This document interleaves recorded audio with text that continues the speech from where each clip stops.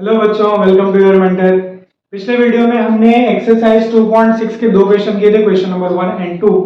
आज इस वाले वीडियो में मैं बात करने वाला हूँ क्वेश्चन नंबर 3, 4 की। तो यहाँ पे जो थर्ड क्वेश्चन है वो दे के रखा है मिस्टर। मैं क्वेश्चन एक्सप्लेन कर देता हूँ, आपको वो स्क्रीन पे दिख जाएगा। मैं एक बार साइड हट जाता हूँ, ठीक है।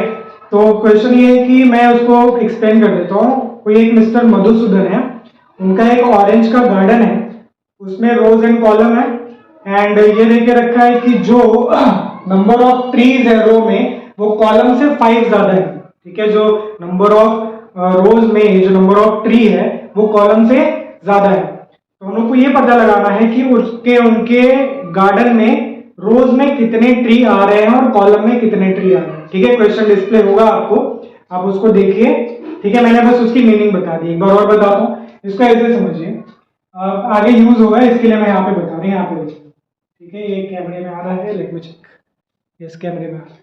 अब देखो जरा, मैं ऐसे यहाँ पे इस तरीके से ये मैंने 4 रो बना दी और इस तरीके से यहाँ पे 1 2 3 4 5 कॉलम्स हो गए और 4 रोज हो गए। अब मुझे बताना है कि यहाँ पे टोटल बॉक्सेस कितने हैं, टोटल ऐसे कितने हैं, यहाँ पे देखो टोटल ऐसे कितने बॉक्स बने हुए हैं। तो उसके लिए मैं क्या करूंगा, ये चेक करूंगा कि मेरे पास नंबर ऑफ कॉलम्स कितने हैं, 5, ठीक है। दिस इज व्हाट कॉलम, ठीक है। 5 कॉलम है मेरे पास। नंबर ऑफ रोज कितनी है, 4 है। इन दोनों का मल्टीप्लिकेशन करके मुझे टोटल नंबर मिल जाएगा। तो बेसिकली यहाँ पे करना क्या है कि अगर हम लोग को कोई इस तरीके का अरेंजमेंट दिया है जिसमें नंबर ऑफ रोज है और कॉलम्स है, तो उन दोनों के मल्टीप्लिकेशन से हमको टोटल सम मिल जाता है। ऑलराइट, टोटल सम मिल जाता है। यहाँ पे भी हम लोग को वही करना है। यहाँ पे जो ऑलरेडी एक्टिविटी के फॉर्म में बॉक्स बना के दिया है, मैंने उसको यहाँ पे लिख दिया है। Number of trees in a column x assume कर लिया उन लोगों ने, मतलब ये जो कॉलम है उसमें एक्स ट्रीज है, ठीक है। ये उन्होंने एज्यूम किया हुआ है और बाय कंडीशन हमको दे के रखा है कि रो में जितने भी ट्री हैं वो कॉलम वाले से 5 ज्यादा है। कॉलम में तो एक्स है, अब उससे 5 ज्यादा मतलब कितना होगा, +5। तो मेरे पास कॉलम में एक्स ट्रीज है और रो में x + 5 ट्रीज है। तो बेसिकली अपने को करना क्या है, जो टोटल नंबर कितना देके रखा है क्वेश्चन में, 150। So total number of trees कितना है, 150। अभी जस्ट मैंने बताया कि अगर रो और कॉलम का अरेंजमेंट दिया है तो उनके मल्टीप्लिकेशन से हम लोग को टोटल मिलेगा, राइट। तो यहाँ पे कॉलम में कितना है x, रो में कितना है x + 5। इन दोनों के मल्टीप्लिकेशन से हम लोग को टोटल नंबर ऑफ ट्रीज मिलेगा। ये वाली बात ध्यान में रखना, वापस रिपीट कर रहा हूं मैं। रो और कॉलम का अरेंजमेंट दिया है तो टोटल नंबर कैसे निकलता है, नंबर ऑफ रो में जितने एलिमेंट है और नंबर ऑफ कॉलम में जितने एलिमेंट है उसको मल्टीप्लाई कर दो, सिंपल। वही यहाँ पे करना है कि कॉलम में मेरे पास x ट्रीज है, रो में मेरे पास x + 5 ट्रीज है, ये कंडीशन दिया हुआ है और उन दोनों के मल्टीप्लिकेशन से कितना आ रहा है, टोटल 150। तो वहां पे ध्यान रखना कि वर्ड जो इज है वो इज इक्वल टू दिखा रहा है। अब इसके बाद इसको कैसे सॉल्व करना है, इसमें तो एक्सपर्ट हुई कि क्वाड्रेटिक इक्वेशन बनाए, फैक्टराइजेशन करना है। तो एक बार मैं बता देता हूं, x² बनेगा +5x, ये +150 दूसरी तरफ आके -150 बनेगा। अब यहां से x², अब इसको 150 को मुझे स्प्लिट करना है दो नंबर में जिनका जो सम है वो 5 है और मल्टीप्लिकेशन -150 है।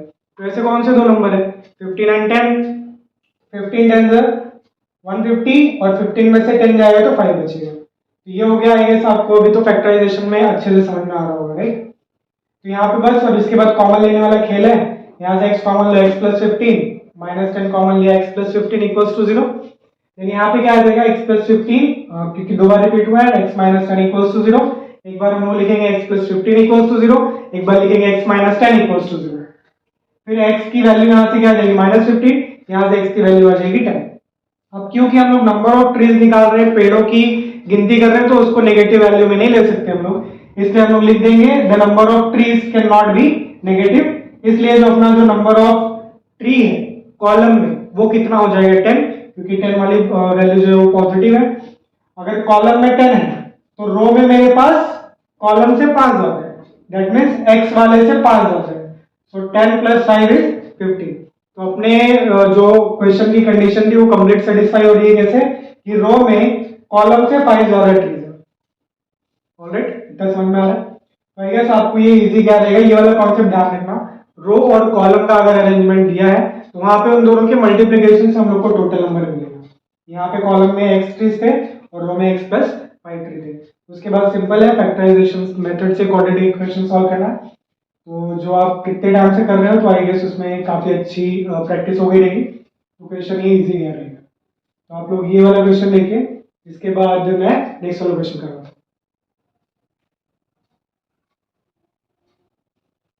चलो बच्चे क्वेश्चन नंबर 4 करते हैं। क्वेश्चन नंबर 4 में रीड कर देता है एक बार। Vivek is older than Kishore by 5 years. The sum of the reciprocals of their ages is 1/6. Find their present ages. तो क्वेश्चन यहाँ पे समझना हम लोग को, पहले दो लोग दिए हैं यहाँ पे, एक किशोर है, ठीक है, एक किशोर है एंड एक विवेक है। तो यहाँ पे ये बोला जा रहा है विवेक इज ओल्डर देन किशोर। जो विवेक है वो किशोर से बड़ा है। विवेक किशोर से बड़ा है, कितने साल बड़ा है? 5 साल बड़ा है, राइट। तो अगर मान लो मैंने किशोर को x लिया है तो विवेक किशोर से 5 साल बड़ा है, इसका मतलब किशोर की एज में और 5 साल अगर मैं ऐड करूं तो विवेक की एज आ जाएगी, ठीक है। ये मीनिंग देके रखा है कि Vivek is older than Kishore by 5 years। ध्यान रखना, विवेक इज, ठीक है, Vivek is older than Kishore. अगर किशोर x है तो विवेक उससे 5 साल बड़ा है। तो किशोर की एज में अभी जैसे मान लो मैंने किशोर को 10 साल ले लिया, ठीक है, 10 या 15 साल ले लिया, और मैं ये बोल रहा हूं कि विवेक किशोर से 5 साल बड़ा है, तो विवेक की एज क्या हो जाएगी? 20 हो जाएगी। 20 मैंने कैसे लिखा? किशोर की एज में और 5 years ऐड किया, ठीक है। दैट मींस जो x है वो यहाँ पे रिपीट होगा। तो अगर किशोर की एज x है प्रेजेंट वाली, तो विवेक की क्या बनेगी? x + 5। ये बात यहाँ पे देके रखी पहली लाइन में। फिर ये बोल रहा है sum of their reciprocals, the sum of the reciprocals of their ages. तो एज का मैं यहाँ पे आता हूँ, क्वेश्चन में बताता हूँ। अब देखो यहाँ पे मैंने एज्यूम कर लिया कि let the present age of Kishore be x years।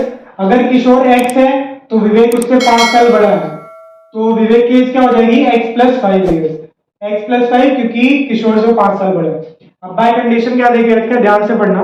The sum of the reciprocals, ठीक है, sum of their ages, sum of the reciprocals of their ages. तो सम रेसिप्रोकल का मतलब है किशोर की एज हो जाएगी 1/x और विवेक की एज हो जाएगी 1/x + 5। तो ये रही किशोर की एज, मतलब किशोर की एज का रेसिप्रोकल प्लस विवेक की एज का रेसिप्रोकल इज 1/6। इसका मतलब क्या है यहाँ पे? Equal to. तो पढ़ना कैसे? Sum of the reciprocals of their ages, उनकी एजेस के रेसिप्रोकल का सम किसके बराबर है? 1/6 के। तो जो इज 1/6 है ना, इज मतलब their sum is equal to 1/6। I guess इतना समझ में आ रहा होगा, राइट। तो पहले वीडियो में मैंने बताया था कि इज आर ये सब किसका क्या डिनोट करते हैं? इज इक्वल टू डिनोट करते हैं। उसके बाद हमने क्या किया? बाय कंडीशन लिख लिया 1/x + 5 इज इक्वल टू 1/6। इसके बाद सिंपल यहाँ पे क्रॉस मल्टीप्लिकेशन करना है। ये क्रॉस जाएगा 1 के साथ, ये इधर जाएगा 1 के साथ, तो बनेगा x + 5 + x और नीचे इनका आपस में मल्टीप्लिकेशन हो जाएगा, राइट। फिर मैंने ब्रैकेट ओपन किया यहाँ पे x + 5 + x और नीचे इसका मल्टीप्लाई कर दिया x² 5x, x² + 5x। ऊपर ये x + x क्या बन जाएगा? 2x + 5 और नीचे मेरा x² + 5x ऑलरेडी है, इज इक्वल टू 1/6 जो कंडीशन में देख रखा है। अब यहाँ पे क्या करना है? यहाँ पे भी देखो, ये यहाँ से क्रॉस मल्टीप्लाई होगा, ये इसके साथ 6 जाएगा, इसके साथ 1 आएगा। यहाँ पे वही लिखा है कि 2x + 5 के साथ, यहाँ पे देखते रहो, 2x + 5 के साथ 6 का मल्टीप्लिकेशन किया है और 1 के साथ x² + 5x का मल्टीप्लिकेशन किया है। अब यहाँ से करेंगे तो क्या हो जाएगा? मल्टीप्लिकेशन 12x, ये करेंगे तो 30। अब ये 1 रहेगा तो एज इट इज वो उतर जाएगा। अब क्या करना है? ये सारे नंबर्स को इक्वल टू के दूसरी तरफ लेके जाना है। तो ये दोनों टर्म्स तो ऑलरेडी पॉजिटिव है। अब ये 12x वहां जाके बनेगा -12x + 30 वहां जाके बनेगा -30, तो ओवरऑल इक्वल टू 0 हो जाएगा। अब इसके बाद अगर मैं इसको सॉल्व करूं तो x² + 5 - 12 इज -7 -30 = 0। इसके बाद वाला फैक्टराइजेशन वाला है, ये तो आपको समझ में आता ही है कैसे करेंगे। तो यहाँ से क्या हो जाएगा? 30 के 2 फैक्टर बताने, ठीक है, जिसको 30 के 2 फैक्टर बताना है, जिसको सब्ट्रैक्ट करने पे 7 है और मल्टीप्लिकेशन 30 है, तो 10 × 3 हो जाता है 30 और 10 में से 3 जाएगा तो 7 बचेगा, ऑलराइट। फिर x कॉमन लेना है, x - 10 + 3 कॉमन लेना है, x - 10, then the rest is you know कि कैसे करना है उसको। एक बार ये ब्रैकेट इक्वल टू 0, एक बार ये bracket equal to 0, then x की वैल्यू 10 मिल जाएगी, यहाँ से x की वैल्यू -3 मिल जाएगी। अब क्योंकि हम लोग को क्वेश्चन में एजेस बताना है तो एज की कोई भी वैल्यू नेगेटिव नहीं हो सकती, इसलिए यहाँ पे मैंने लास्ट लाइन लिखी नहीं है, ठीक है। हाँ, किसी भी वर्ड प्रॉब्लम में आपको एक लास्ट में लाइन लिखनी है जो आपको पूछा गया है, जैसे अभी इसके पहले ट्री वाले में लिखा था। तो यहाँ पे मैंने x किसकी एज एज्यूम की है, x मैंने एज्यूम किया हुआ है किशोर का, तो मुझे लास्ट लाइन लिखना है therefore the present age of Kishore is 10 years and the present age of Vivek is 10 + 5 is 15 years। तो ये रहा आपका कौन सा क्वेश्चन, फोर्थ वाला क्वेश्चन।